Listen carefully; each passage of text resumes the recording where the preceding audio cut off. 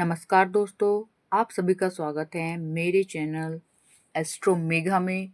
आज की इस वीडियो में हम बात करने वाले हैं बहुत ही पवित्र और शक्तिशाली पर्व चैत्र नवरात्रि के बारे में। जी हाँ, माता रानी हमारे घर में पधार रही हैं। तो आज की इस वीडियो में हम बात करेंगे कि चैत्र नवरात्रि क्यों मनाई जाती है, इस 9 दिनों में माँ की पूजा का क्या महत्व है और कौन कौन से ऐसे उपाय हैं जिन्हें हम माँ दुर्गा की विशेष कृपा प्राप्ति के लिए कर सकते हैं। नवरात्रि के 9 दिन माता रानी के 9 स्वरूप, उनकी पूजा, उनके क्या भोग लगते हैं, कौन सा रंग उनको पहनाया जाता है या हम खुद कौन सा रंग पहनेंगे। अगर आप ये सब कुछ जानने के इच्छुक हैं तो इस वीडियो में अंत तक बने रहिएगा। तो चलिए आइए शुरू करते हैं। चैत्र नवरात्रि हिंदू धर्म का एक बहुत पवित्र पर्व है। यह नवरात्रि चैत्र महीने के शुक्ल पक्ष की प्रतिपदा से शुरू होकर 9 दिनों तक मनाई जाती है। इन दिनों में दुर्गा माता के 9 अलग अलग स्वरूपों की पूजा की जाती है और यह मान्यता है कि जो माँ दुर्गा हैं वो पृथ्वी पर आती हैं और अपने भक्तों को इन 9 दिनों में सुख, समृद्धि, शक्ति और रक्षा का आशीर्वाद देती हैं। चैत्र नवरात्रि सिर्फ एक त्योहार नहीं है, बल्कि आत्मशुद्धि और नई शुरुआत का समय भी माना जाता है। इन दिनों में लोग उपवास रखते हैं, ध्यान और पूजा करते हैं, नकारात्मक ऊर्जा को दूर करते हैं। ऐसा माना जाता है अगर सच्चे मन से माँ की आराधना की जाए तो जीवन की बाधाएं दूर होने लगती है और सकारात्मक ऊर्जा बढ़ती है। इन 9 दिनों में हम माता के जो शक्ति रूप है उसको पूजते हैं। 9 दिनों में माँ के 9 स्वरूपों की पूजा की जाती है। माँ शैलपुत्री शक्ति और स्थिरता की देवी मानी जाती हैं। माँ ब्रह्मचारिणी तप और साधना की देवी हैं। माँ चंद्रघंटा साहस और सुरक्षा की देवी हैं। माँ कुष्मांडा ऊर्जा और सृष्टि की देवी। माँ स्कंद माता ममता और करुणा की देवी हैं। माँ कात्यायनी शक्ति और विजय की देवी हैं। माँ कालरात्रि नकारात्मक शक्तियों का नाश करने वाली है। माँ महागौरी शुद्धता और शांति की देवी हैं। माँ सिद्धिदात्री सभी सिद्धियों और आशीर्वाद को देने वाली हैं। इस बार 19 मार्च यानी कि थर्सडे वाले दिन से नवरात्रि प्रारंभ हो रहे हैं और इनकी समाप्ति 27 मार्च फ्राइडे वाले दिन को हो रही है। फ्राइडे वाले दिन यानी कि जब जो नवमी पड़ेगी वो उस दिन रामनवमी का त्योहार भी मनाया जाता है। इसमें 19 मार्च में जब हम कलश स्थापित करेंगे उसका सबसे अच्छा जो टाइम पीरियड है, ऑस्पिशियस जो टाइम है वो सुबह 6:10 से 8:35 तक कलश स्थापना का बेस्ट टाइम माना गया है। अभिजीत मुहूर्त में भी आप कलश को स्थापित कर सकते हैं जो कि 12:05 से 12:53-53 तक का समय है। इसमें भी आप कलश की स्थापना कर सकते हैं। आइए अब जान लेते हैं नवरात्रि के 9 दिनों में कौन कौन से भोग लगाने हैं और रंगों का कौन सो का उपयोग करना है।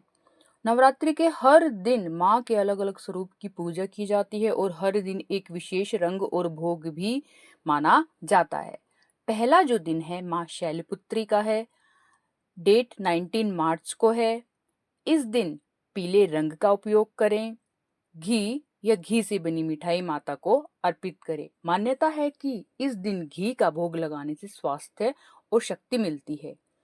दूसरा जो नवरात्रि का दिन है माँ ब्रह्मचारिणी का दिन है। 20 मार्च को ये पड़ने वाला है। रंग होगा हरा और भोग होगा चीनी या मिश्री का।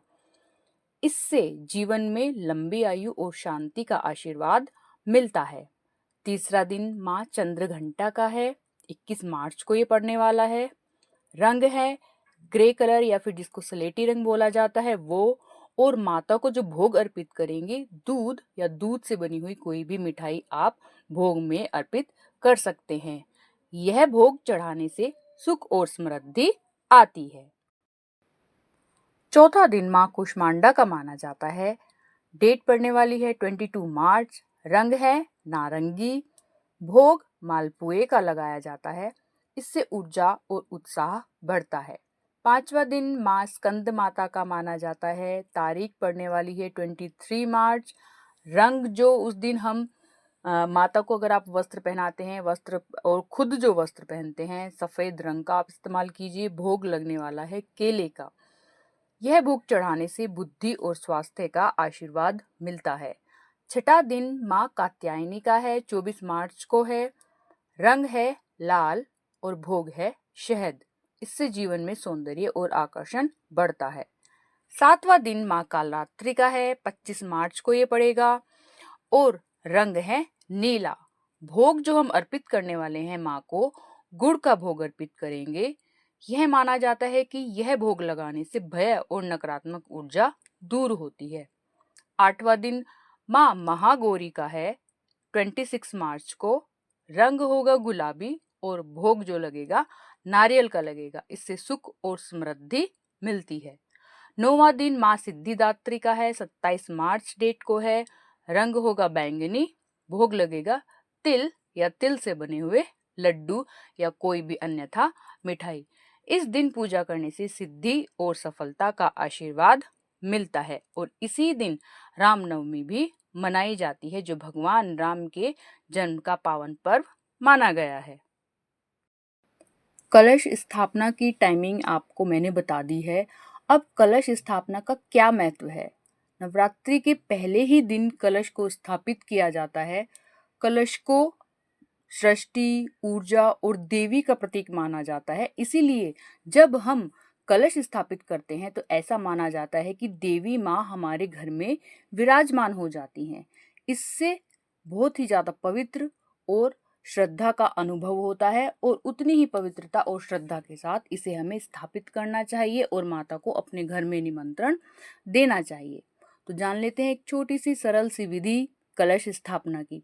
सुबह जब आप स्नान आदि से आप निवृत्त हो जाते हैं तो आपको अपने मंदिर की साफ सफाई करके उसमें एक साफ कपड़ा बिछा लेना है। आप रेड कलर का बिछाएं, ग्रीन कलर का बिछाएं, येलो कलर का बिछाएं। जो भी ऑस्पिशियस कलर्स होते हैं जो नवरात्रि में यूज़ किए जाते हैं, रेड को ज़्यादा माना जाता है। आप रेड भी यूज़ कर सकते हैं, येलो भी यूज़ कर सकते हैं, ग्रीन भी यूज़ कर सकते हैं। जैसी आपकी श्रद्धा हो आप उस कलर का कपड़ा चौकी पर बिछा सकते हैं। फिर आप वहाँ पर दुर्गा माता की एक तस्वीर है आपके पास तो तस्वीर रखे या फिर मूर्ति रखे। मिट्टी का जो एक पात्र होता है, बाउल जो होता है, उसमें आप अगर जौ बोना चाहते हैं तो आप उसको भी बो सकते हैं। और उसके ऊपर जो आपका कलश है, आप मिट्टी का लेना चाहे, तांबे का या पीतल का लेना चाहे आप वो भी ले सकते हैं, लेकिन मिट्टी का अति उत्तम माना जाता है।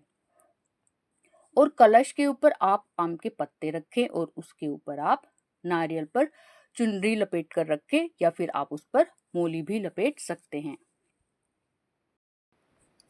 जब आप कलश स्थापित कर रहे हो उस टाइम पर यह एक मंत्र बोला जाता है। कलशस्य मुखे विष्णु, कंठे रुद्र समाश्रितः, मूले तत्र स्थितो ब्रह्म, मध्ये मात्र गणाः स्मृतः। इसका अर्थ यह है कि कलश में भगवान विष्णु, शिव और ब्रह्मा की दिव्य ऊर्जा निवास करती है।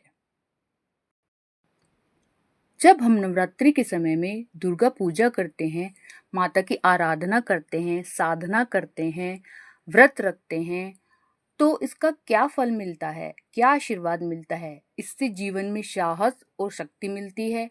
नकारात्मक ऊर्जा है हमारे जीवन में वो दूर हो जाती है। हमारे घर में सुख और समृद्धि आ जाती है। हम जिन भी बाधाओं से या संकटों से घिरे होते हैं उनसे हमें मुक्ति मिल जाती है। मन में एक अपार सी शांति आती है और घर में और हमारे अपने अंदर हमारे भीतर एक सकारात्मकता ऊर्जा आ जाती है। माँ दुर्गा को शक्ति और रक्षा की देवी माना जाता है। इसीलिए नवरात्रि में की गई पूजा का अत्यधिक लाभ आपको मिलता है।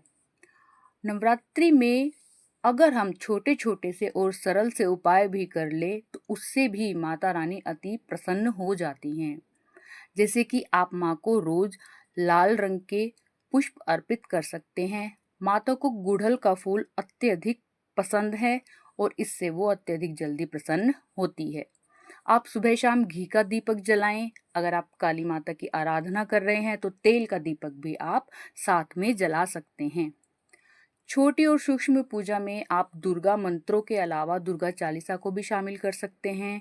दुर्गा सप्तशती का पाठ अति उत्तम माना गया है, आप उसको भी कर सकते हैं। इन दिनों में आप दान अगर करना चाहे तो ये एक अच्छा ऑप्शन है। आप दान भी करेंगे तो वो भी 1000 गुना फल आपको उसका मिलेगा। अब जब रामनवमी एंड वाले दिन जब नवमी होती है, उस दिन रामनवमी भी मनाई जाती है। उस दिन राम जी का जन्म हुआ था और इसीलिए इस दिन पूजा और व्रत करने से घर में धर्म, शांति और समृद्धि आती है। अगर आपके यहाँ अष्टमी का पूजन है तो आप उस दिन कन्या पूजन कराने के बाद नवमी तक भी आप इस व्रत को जारी रख सकते हैं। दुर्गा सप्तशती के बारे में आपने सुना ही होगा, हम नवरात्रि में करते हैं। अगली वीडियो में मैं अपनी माता की पूजा, मंत्र, दुर्गा सप्तशती के पाठ किस प्रकार किए जाते हैं, किस मंत्र की साधना से क्या आपको फल मिलता है, ये मैं आपको बताऊंगी। और ये बड़ी सूक्ष्म पूजा के लिए मैंने बताया है, महत्व बताया है आपको, क्या भोग लगाना है, क्या रंग आप पहन सकते हैं, कैसे सकारात्मकता ला सकते हैं, कलश स्थापना की टाइमिंग क्या है, ये मैंने बताया है आपको। अगर आप सच्चे मन से माँ की आराधना करते हैं तो माँ निश्चित रूप से आपके जीवन में सुख, शांति और सफलता लेकर आएंगी। अगर आपको यह वीडियो अच्छा लगा हो तो वीडियो को लाइक करें, अपने दोस्तों के साथ शेयर करें और चैनल को सब्सक्राइब करना ना भूलें। आप सभी को चैत्र नवरात्रि की हार्दिक शुभकामनाएं। जय माता दी।